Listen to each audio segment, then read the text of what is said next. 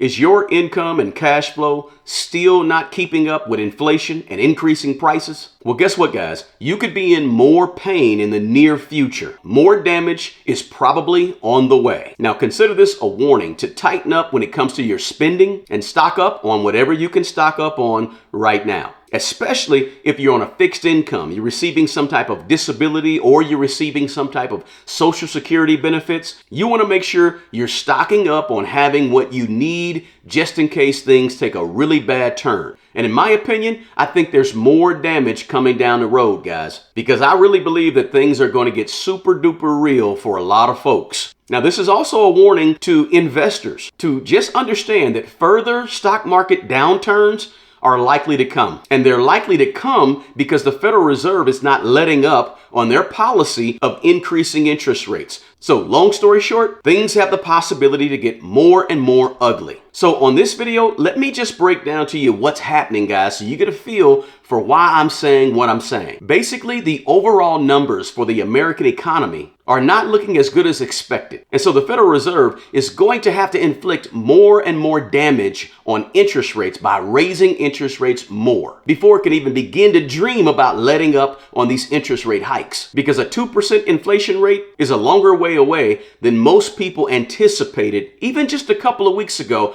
they were thinking inflation was making a turn for the better. But guys, recent reports have shown that inflation is not going down without a fight. So you can expect a tighter economy. That won't be good for the stock market. It won't be good for the housing market. And it won't be good for the jobs market either. And ultimately, it's not going to be good for our own consumption, our own pocketbooks, right? Our own money situation will probably take a hit. So the latest data has shown, guys, a slight increase in month-over-month core PCE inflation. And the core PCE inflation is the indicator that the Fed uses to measure inflation. So this slight month-to-month increase was coupled with a tiny decrease for year-over-year inflation. So year-over-year inflation for core PCE went down a tiny bit, but the month-over-month actually increased a little bit. In other words, inflation went up a tad bit in the month of January. So that means inflation is stubborn. It's not going down like the Fed and the experts believed it would. Now, that's a huge issue, guys. That's a really big issue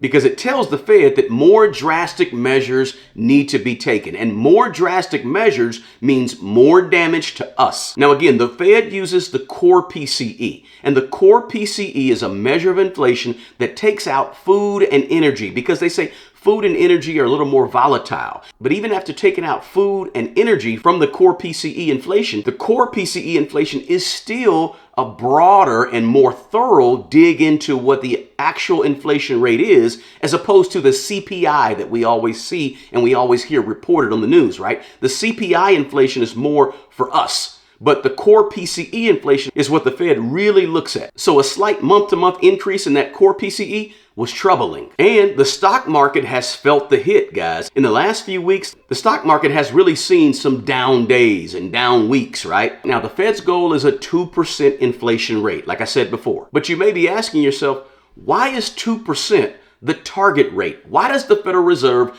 want to see inflation at 2%? Well, let me answer that question for you guys. But let me give you a little background first. As you guys know, over the last several months, the Federal Reserve has really been on a tear when it comes to increasing interest rates, right? The Fed raised the interest rates a bunch of times last year in 2022. Now, all those increases, the sole purpose of them was simply to control and lower inflation so that prices don't skyrocket and continue to be way out of whack, right? Now, at the Fed's first meeting this year, they announced another increase in rates by 25 basis points or 0.25%. Now, this latest increase, it raised the federal funds rate to a range of between 4.5% and 4.75%. Now, the federal funds rate is simply the rate that banks charge one another for overnight lending. The federal funds rate between 4.5% and 4.75%, that's the highest it's been since 2007. So for over 15 years, the federal funds rate has not been this high, right?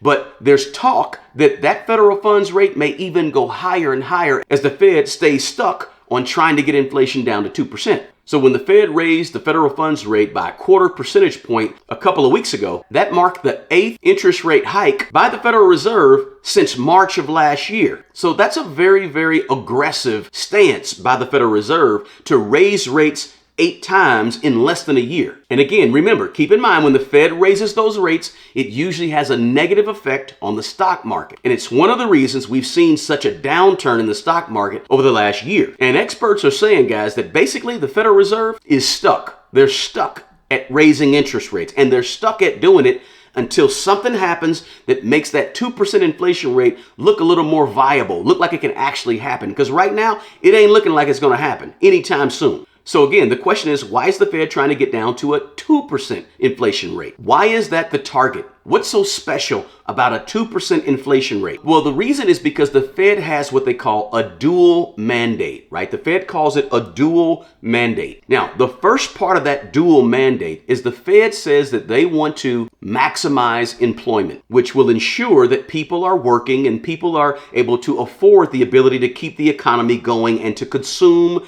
certain goods and services to keep the economy afloat, because people have to have money to buy goods and services. And the way they have money is by having employment. So the Fed wants to maximize that employment. So the Fed says a big part of their dual mandate is to first make sure that people have jobs and people are working, which also keeps the GDP going up. Right? The Federal Reserve wants the GDP to continue to grow. They want the economy to grow. And to ensure that the economy is growing, people have to have money and have jobs and have employment in order to have the spending power it takes to keep the economy growing and goods and services flying off the shelves, right? Because when people are working, people are spending money. And when people stop working or no longer have jobs, guess what? They cannot keep funding a growing economy. And when people stop working, the GDP goes down. And when the GDP goes down for 2 straight quarters, that's the textbook version of a recession. And the Fed wants to avoid a recession. So they want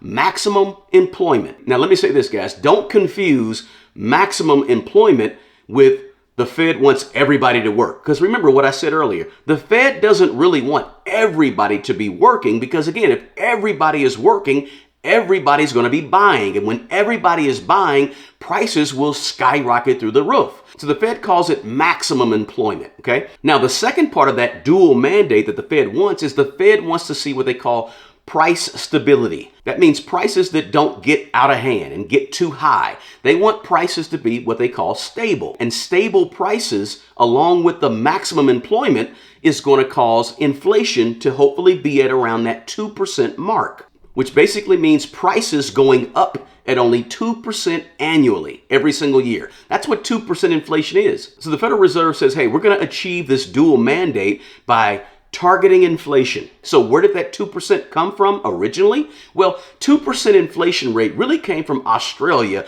back in the early 2000s, when Australia was trying to target a 0 to 2% inflation range with their Federal Reserve in their economy in Australia. Then after that, European countries began to pick that up. And around 2012, the American Federal Reserve said, hey, that's a nice way to go. Let's make our target rate for inflation 2% as well. Now today, the Fed says if we target anything above 2%, say 2.5% or 3.5% or 4%, then what's going to happen is it's going to normalize higher inflation. And they don't want to really normalize higher inflation or prices going up at a higher rate. Now, there's some economists out there that say, you know what, the Federal Reserve should be targeting a 0% inflation rate where prices don't go up at all. Now, the Federal Reserve says the problem with a 0% inflation rate is that may cause deflation. Now, what deflation is when prices start dropping over a period of time and continue to drop. And that's what happened during the Great Depression back in the 1930s, right? Prices went way down. And when prices went way down, jobs had to lay a bunch of people off in order to stay open and afloat. And so when jobs laid off people and everybody lost their job, unemployment went through the roof, that caused a recession. And that was caused by deflation.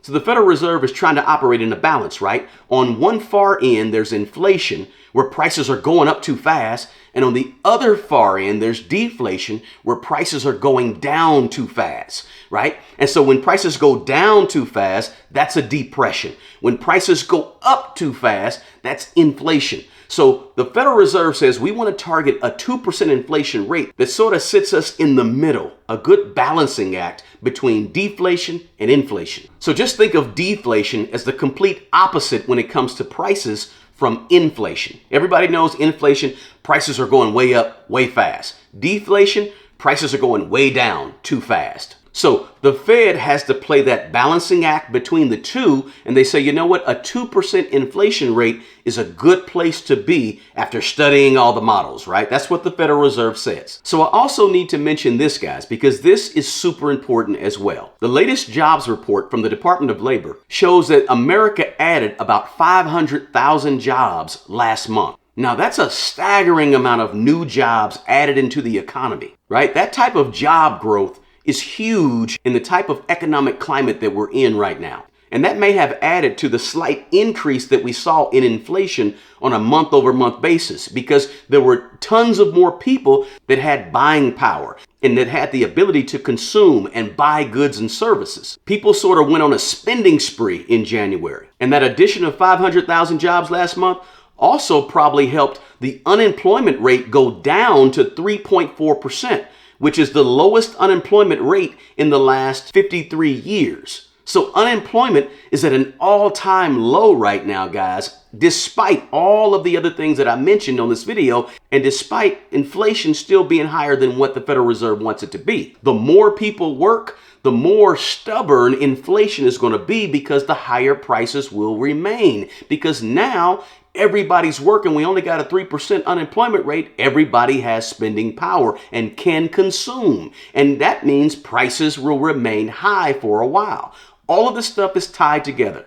We have a really, really stubborn labor market that continues to be super duper strong. So the whole process for getting inflation down to the 2% target rate is either not working or it's working way too slow. And what that means for us is the potential for more and more damage. And it also means that as investors, we got to keep in mind that the stock market is going to continue to bear the harsh realities and the brunt of all of these interest rate hikes. Now, if you're a savvy investor, guys, that means keep investing, because again, you're buying things on sale. But just be ready, if you're in the market, for more volatility and more watching your overall balances go down. Just be ready for that. But again, don't stop investing. I'm not telling you to stop investing. I'm just telling you to be aware. Now again, guys, consider this a warning to tighten your belt and chill out on the spending. Stock up on what you can stock up on, especially if you're on a fixed income or you possibly have a job that may end up laying some folks off. Just be aware. You want to stock up your cash reserves,